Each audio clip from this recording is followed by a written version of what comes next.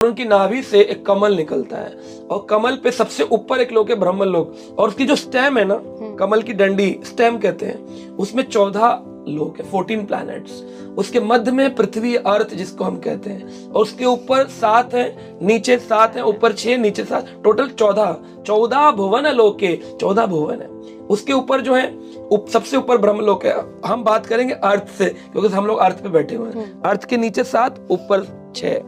अर्थ के ऊपर है, ये है भूलोक, इसके ऊपर है भुवलोक, उसके ऊपर है स्वर्गलोक। इसलिए हम लोग गायत्री मंत्र बोलते हैं ओम भू भुव स्वा। ये 3 ही लोकों की बात होती है, भू भुव और स्वा। स्वर्गलोक के ऊपर तपलोक, जनलोक, महरलोक, सत्यलोक, जिसको ब्रह्मलोक भी कहते हैं। तो कमल आ गया सत्यलोक। नीचे चले, तल, वितल, सूतल, तलातल, महातल, रसातल, पाताल, 7 है। तो पाताल इज द लास्ट वन।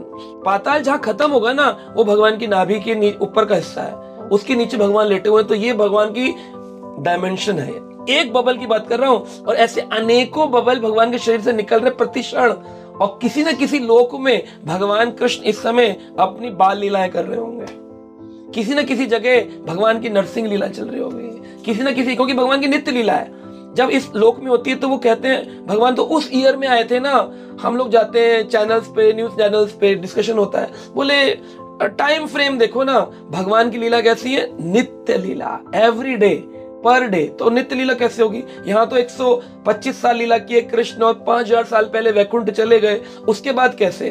तो भगवान यहाँ से जब अदृश्य दिख रहे हैं तो कहीं ना कहीं तो दृश्यमान है ना, क्योंकि वो तो कभी जाते नहीं है। तो किसी और ब्रह्मांड में द्वापर युग चल रहा है, वहां पर श्री कृष्ण लीला चल रही है। आज भी कहीं ना कहीं यशोदा जी की जन्म उत्सव मनाया जा रहा है, लाला आए आज कहीं पर, तो प्रतिदिन नित्य लीला भगवान करते हैं। लेकिन कहते हैं कौन कौन भाग्यवान देखी बारे पाए। जिस व्यक्ति में स्पिरिचुअलिटी होगी वो इस चीज को देख पाएगा, नहीं तो लोग बोलेगा बोगस है यार, बुकिश नॉलेज है यार, हमने तो कभी नहीं देखा। मैं उनसे पूछता हूं, क्योंकि मैं साइंटिस्ट व्यक्ति हूं, फार्मा पढ़ के आया हूं, आपने प्रभु को नहीं देखा। आपको मैं बोलूं इस दीवार के परे क्या आप देख सकती हैं? आप नहीं देख पाएंगे, क्योंकि बोले हमारी आईज का एक लिमिटेशन है, दृष्टि नहीं है। तो हम इस दीवार के पार नहीं देख पा रहे, उस ब्रह्मांड के पार उस प्रभु को देख पाएंगे। जब हम प्रत्यक्ष देखने के आदी हो चुके हैं तो हमें परोक्ष दिखेगा कैसे? प्रत्यक्ष, अक्ष यानी आंखें सामने दिखे उसे प्रत्यक्ष, और जो अक्ष के सामने नहीं उसे परोक्ष कहते हैं। तो कृष्ण कौन है? परोक्ष का ज्ञान है। वो कैसे अनुभव होगा? बोले उसका अनुभव होता है। बोले अनुभव कैसे होता है? एक टीचर ने अपने स्टूडेंट को समझा यही ज्ञान सृष्टि का, तो बोला समझ में आया? बोला गुरुजी इतने रोम, इतने कूप, इतने ब्रह्मांड, कुछ समझ नहीं आया। बोले अभी तो समझाया, लिखो, लिख करके समझो। फिर लिखवाया, अब समझ में आया? करे नहीं गुरुजी समझ नहीं आया।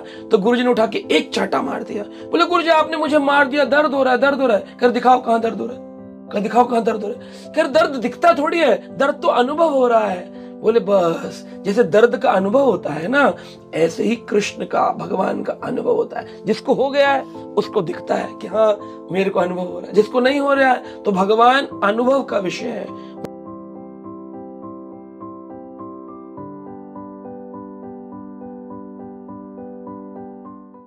Subscribe now and press the bell icon.